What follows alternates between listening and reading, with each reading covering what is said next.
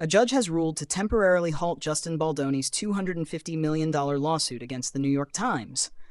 On Tuesday, March 4th, Judge Louis J. Liman granted the New York Times' request to pause the discovery process, according to legal documents. This delay will allow the judge to review the newspaper's motion to be dismissed from the case. The Wayfarer parties are unlikely to be unfairly prejudiced by a stay while the court decides the pending motion, Judge Liman stated in his 5-page order, referencing Baldoni, Wayfarer Studios, its CEO, financier Steve Sorowitz, and publicists Melissa Nathan and Jennifer Abel. Liman noted that the New York Times promptly filed its motion, submitting it within 21 days of being served. The court intends to address the motion to dismiss promptly after it is fully submitted, he wrote. He also pointed out that Baldoni's legal team has the option to expedite the process by filing their amended complaint or their opposition to the motion sooner.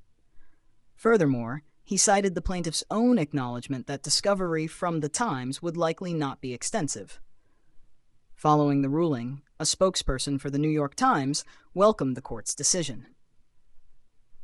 "We appreciate the court's decision today, which recognizes the important First Amendment values at stake here," the spokesperson said in a statement to Us Weekly on Tuesday.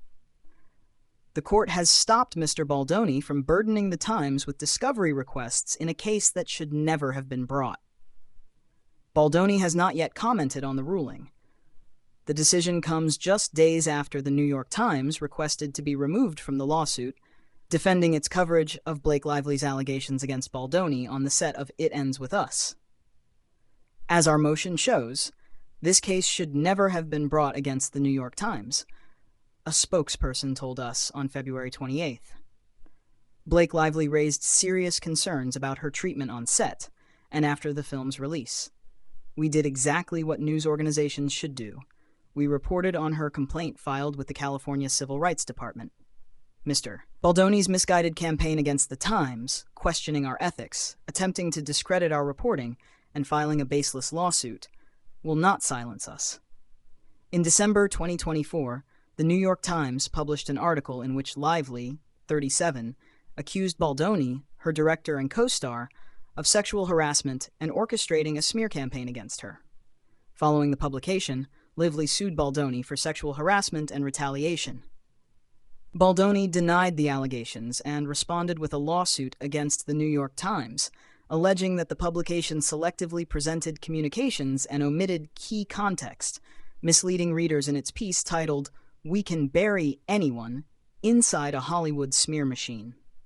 At the time, a spokesperson for the New York Times defended the article, stating, "The role of an independent news organization is to follow the facts where they lead. Our story was meticulously and responsibly reported, based on thousands of pages of original documents, including text messages and emails, quoted accurately and at length.